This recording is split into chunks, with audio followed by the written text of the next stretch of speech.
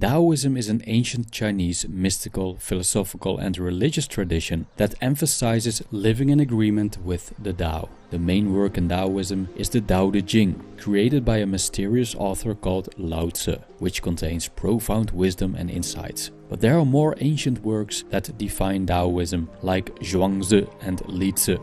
It can be difficult to make sense out of the poetry, parables, anecdotes and other forms of writing that Taoist scriptures have to offer. Nevertheless, we can find a lot of value in them. In this video, I would like to discuss some Taoist wisdom for inner peace.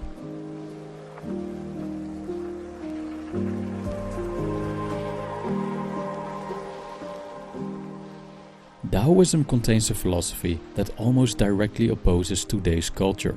We're all about work hard, play hard, being proactive, unlocking your full potential, achieving social status, which often goes hand in hand with stretching ourselves beyond our capacities. This doesn't mean that accomplishment is evil. A certain degree of accomplishment is necessary for survival and lies at the basis of civilization. But the Taoists highlight that there are alternative ways to live our lives. Ways that are less burdened, but less glamorous too. This all comes down to living more in tune with the Tao, the all-encompassing and thriving force behind the universe. Here are 4 pieces of wisdom that might bring us closer to the Tao. 1. Don't stand on your tiptoes. In current culture, we're likely to overstretch ourselves in order to achieve our goals. Oftentimes, we rush, exaggerate our achievements, lie, boast about our abilities, and push too hard. The problem with this behavior is that we often lack the foundation to do what we want to do, which results in a very unstable position. I quote, "Those who stand on tiptoes do not stand firmly. Those who rush ahead don't get very far. Those who try to outshine others dim their own light. Those who call themselves righteous can't know how wrong they are. Those who boast of their accomplishments diminish the things they have done." End quote. So it's better that we don't rush into tasks, don't buy things that we can't afford, don't lie about our abilities, and don't show ourselves off all the time. Because if we do, we put ourselves in an extremely vulnerable and stressful position. This doesn't mean that we shouldn't go out and accomplish things. It's just that we do so in a manner that's sustainable and within our true capacities. 2. Let softness overcome the heart. As a follow-up to not standing on our tiptoes, it could be very beneficial to realize that softness is a way to overcome the greatest of tasks. Here's what Lao Tzu wrote about this, and I quote, "Water is the softest and most yielding substance, yet nothing is better than water for overcoming the hard and rigid, because nothing can compete with it." End quote. We can interpret this in many ways. When we look at how water has carved out mountains and rocks on our planet, we could say that repeating the same acts of softness over and over again will eventually overcome the heart. If we put emphasis on small tasks and efforts, these eventually add up into one big undertaking. This is the power of discipline, which means that we do the same things over and over again to achieve something big. A great factor in this process is the virtue of patience, which is also a form of softness, in which we simply accept the slowness of a natural process. Another factor is the willingness to let go, so the universe can manifest itself. We can see this with planting a tree, for example. We can't will the tree into growth. We can only water it and let nature do the rest. Being soft also means being flexible. People that are too hard and brittle cannot adapt to new situations easily and are often subdued to external circumstances. When we're flexible, like water, we can adapt to these circumstances. When a rock breaks off from a mountain by an earthquake, the fall pulverizes it. Water, on the other hand, will just find another way to flow. 3.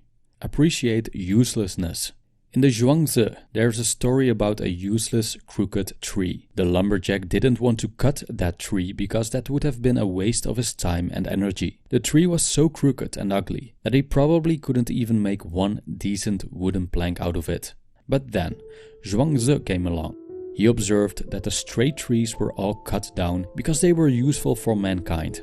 Thus, the uselessness of the crooked tree became the reason for its survival. Moreover, people thought that the tree's deformations and age made it special and began to worship it like a holy object. Our society expects us to be useful. We're more appreciated when we're intelligent, diligent, good-looking, etc. Being useless doesn't get us any respect and is even seen as a vice. Even the Stoics think that living virtuously includes being useful for the community. But the Taoists, as rebellious as they are, go against the grain by saying that uselessness is actually very useful.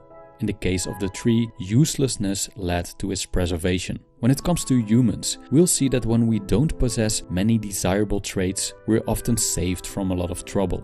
So if you aren't very gifted, don't sweat over it.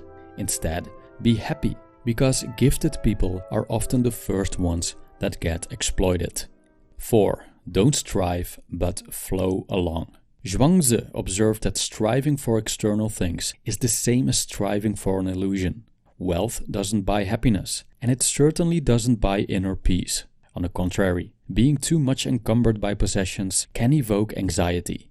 I quote, "The ears of the rich are provided with the music of bells, drums, flageolets, and flutes, and their mouths are stuffed with the flesh of fat beasts, and with wine of the richest flavor. So are their desires satisfied, till they forget their proper business. Theirs may be pronounced a condition of disorder. Sunk deeply in their self-sufficiency, they resemble individuals ascending a height with a heavy burden on their backs. Their condition may be pronounced one of bitter suffering."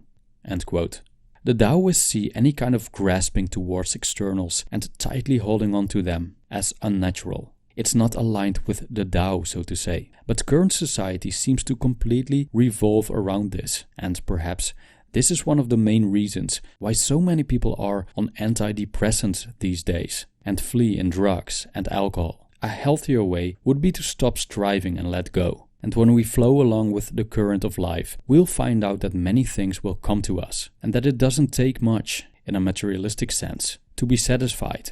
When a bird drinks from a pond, it only fills its belly with enough water to keep on living. Even animals in hibernation eat just enough to survive the coldness and scarcity of the winter. By following a more natural course, we will most likely end up in places that are more in agreement with our own nature. The act of striving often blinds us to the things that already are and the possibilities that life presents and that we can simply take without effort. So it can't harm us to lay down the arms for a while and just experience what the universe has in store for us, instead of constantly striving for a conceptual future.